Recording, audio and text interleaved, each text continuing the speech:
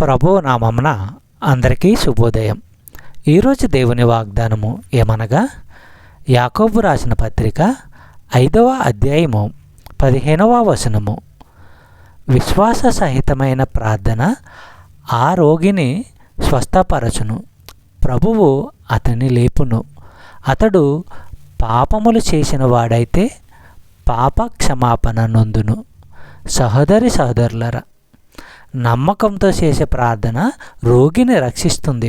ప్రభువు ఆ వ్యక్తిని లేపుతాడు. ఆ వ్యక్తి పాపాలు చేసి ఉంటే అతనికి క్షమాపణ దొరుకుతుంది.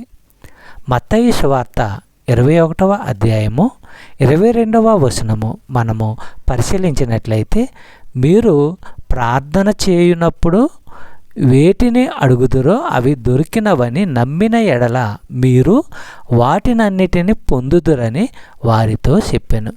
చెప్పబడిన వాగ్దానము దేవుడు దీవించి ఆశీర్వదించును గాక. ఆమేన్.